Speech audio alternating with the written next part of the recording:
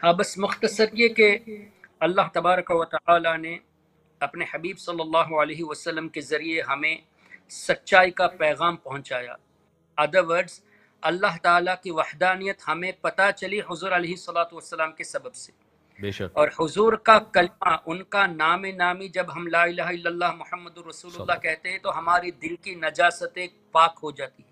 بے شک کفر کی نجاست سے لوگ حضور کے نام سے پاک ہوتے ہیں، یعنی حضور علیہ السلام کو اللہ تعالیٰ نے لوگوں کو پاک کرنے کا ذریعہ بنایا، اور وہ بھی قرآن شریف میں ہے وَيُزَكِّيكُم، میرا نبی تمہیں پاک کرنے والا ہے. واہ واہ حضور علیہ السلام دافع البلا ہیں، اور اسی عقیدے میں تمام اولیاء کرام تھے. تبھی تو امام اعظم ہوئے، امام شافعی ہوئے، غوث اعظم ہوئے، داتا گنج بخش ہوئے، غریب نواز ہوئے، سب نے حضور کی بارگاہ میں فریاد پیش کی. اور امام بوصیری نے بھی یا اکرم الخلق مالی من الوذ بہ، یا رسول اللہ آپ ہی بہترین مخلوق ہو، آپ کے سوا میرا ہے کون جو میری واہ مدد واہ کرے. واہ سبحان اللہ سبحان تو اللہ. یہ جو عقیدہ ہمارے بزرگوں نے دیا ہے یہ عین قرآن اور حدیث کی روشنی میں ہے. جی تو جو اس عقیدے پر رہے گا وہ اہل سنت والجماعت میں ہے. اور دوسرا آدمی جس کا یہ عقیدہ نہیں، چاہے وہ آپ کے سامنے ہزار دینی باتیں کرے، نماز روزے کی بات کرے، اچھائی کی بات کرے، اور ایمان میں اگر اس عقیدے کے خلاف ہے، اولیاء کے خلاف ہے، تو سمجھ لینا وہ جھوٹا ہے. اس لیے کہ قرآن کریم کی آیت سے ہم کوشش کرتے ہیں سمجھانے کی. اللہ تعالیٰ نے جب فرشتوں کو حکم دیا حضرت آدم علیہ السلام کو سجدہ کرے تو تمام فرشتوں نے سجدہ کیا، بے شک اور ابلیس اکڑ گیا الا ابلیس. تو اللہ نے ابلیس سے پوچھا کہ اے ابلیس کس چیز نے تمہیں روکا کہ تو سجدہ نہ کرے اس کا جس کو میں نے بنایا اور حکم بھی میرا. تو ابلیس نے کیا کہا، یا اللہ میں بہتر ہوں ان سے، تو نے مجھے آگ سے بنایا اور انہیں مٹی سے بنایا، میں ان جی سے بہتر ہوں، I am better than him. جی تو اللہ نے یہ تو نہیں فرمایا کیا توحید ہے تمہاری، تم جیسا سچا کوئی نہیں ہے. اللہ نے تو اس کو جو ہے نا لعنتی بنا دیا، لعنت بے بھیج دی شک اس پر، بے شک بے شک. قیامت تک نے لعنت بھیجی. اب ابلیس نے کہا یا اللہ تو مجھے قیامت تک، یعنی قیامت کے بعد تک، روز قیامت جو ہوگا نا میدان محشر، اس وقت تک تو مجھے زندگی دے. جی لیکن اللہ نے اسے قبول نہیں فرمایا، اللہ نے اسے قیامت تک کی زندگی دی، دنیا کے آخری تک اس کے لیے زندگی دی گئی ہے. جی اب ابلیس نے کہا یا اللہ فَبِعِزَّتِكَ لَأُغْوِيَنَّهُمْ أَجْمَعِينَ، یا اللہ تیرے عزت کی قسم میں سب کو گمراہ کروں گا، الا عبادک منہم المخلصین، لیکن یا اللہ تیرے نیک بندوں کو میں گمراہ نہیں کر سکتا. واہ واہ اب ابلیس شیطان لوگوں کو گمراہ کرتا ہے، اور وہ شیطان کا سردار کہتا ہے کہ اولیاء کو میں گمراہ نہیں کر سکتا. اب اللہ تعالیٰ نے ارشاد فرمایا ان عبادی لیس لک علیہم سلطان، اے ابلیس جو میرے بندے ہیں، جو میرے نیک بندے ہیں وہ میری حفاظت میں ہیں، تیرا ان پر داؤ نہیں چلے گا. اب اللہ نے کنفرم کر دیا کہ ابلیس کا داؤ نیک بندوں پر نہیں چلے گا. اب مجھے بتائیے ہمیں اگر ایمان اب بچانا ہے تو ہم کامن پیپل کا ساتھ دیں یا اولیاء کا ساتھ دیں جو اللہ کی پروٹیکشن میں آلریڈی ہے؟ ماشاء اللہ.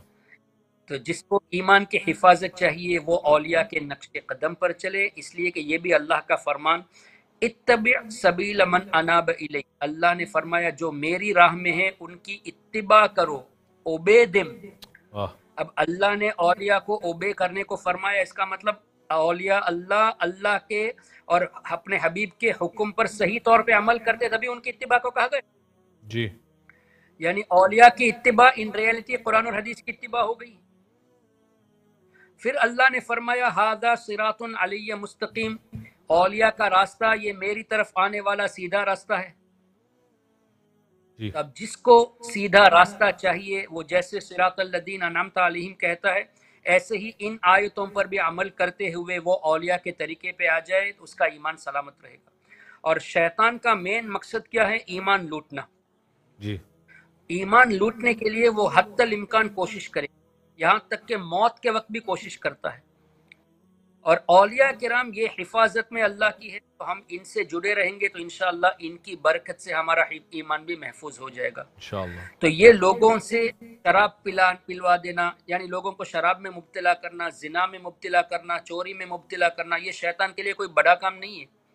یہ اس طرح کے کام کرا کے آہستہ آہستہ لوگوں کے ایمان کو ٹارگٹ کرتا ہے. اور ایمان کی سیکیورٹی اللہ تعالیٰ نے قرآن کریم کی روشنی میں ہم نے پا لیا کہ اولیاء اللہ سیکیورٹی ہے. تو ظاہر ہے ایمان کو لوٹنے کے لیے تالا توڑنا پڑے گا، سیکیورٹی توڑنا پڑے گا.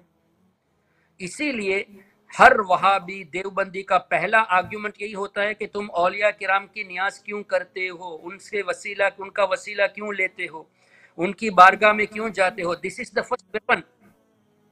بے تو شک. جو بھی آپ کے سامنے، ہمارے ویورز کے سامنے اولیاء کرام کے بارے میں ایسی بات کرے، وہ سمجھ لے کہ شیطان کا ویپن یوز کر رہا ہے، شیطان کا ہتھیار یوز کر رہا ہے. جی. اب اس میں ہوتا کیا ہے، ایک آدمی ہفتے میں ایک مرتبہ بزرگان دین کی مزار پہ جاتا ہے. اب مجھے بتائے، ہمارے آقا صلی اللہ علیہ وسلم جنت البقیع تشریف لے گئے، شہداء احد کی بارگاہ میں بھی حضور کا تشریف لے جانا پایا گیا. بے شک. یعنی صحابہ کرام کی زیارت سرکار علیہ السلام کی سنت ہوئی نا، ہمارے لیے تعلیم ہے نا. بے شک. تو اللہ کے نیک بندوں کی زیارت یہ سنت ہوئی.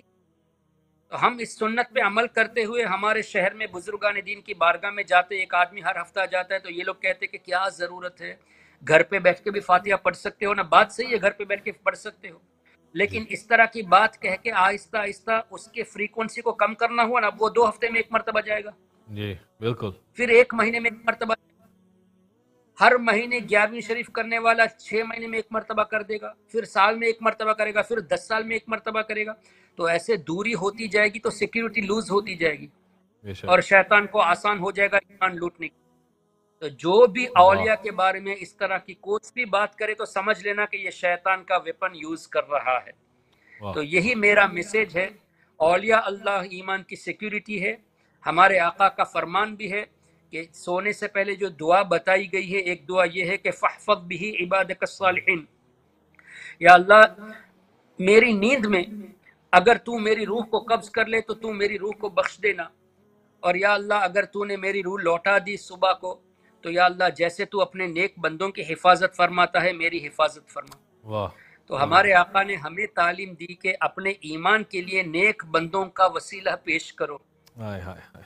سبحان اگر اللہ. کوئی اس سے دور بھاگتا ہے تو وہ ایمان سے دور بھاگتا ہے. اللہ بے تعالیٰ شک. عقل سلیم عطا فرمائے، ہم سب کو ایمان پر استقامت عطا فرمائے، ایمان کے ساتھ زندگی عطا فرمائے، ایمان پر موت عطا فرمائے. اللہم آمین. اپنے حبیب پاک صلی اللہ علیہ وسلم کے صدقے میں اللہ تعالیٰ ہماری دنیا کو سنوار دے، ہماری آخرت کو سنوار دے، اللہم ہماری آمین. برزخی زندگی کو بہتر فرما دے. اے اللہ تبارک و تعالیٰ، یہاں جتنے بھی ناظرین ہیں اور آگے جو بھی دیکھنے والے ہیں، یا اللہ ان سب کو اور ہم سب کو تیرے حبیب پاک صلی اللہ علیہ وسلم کی شفاعت نصیب فرما. یا آمین. اللہ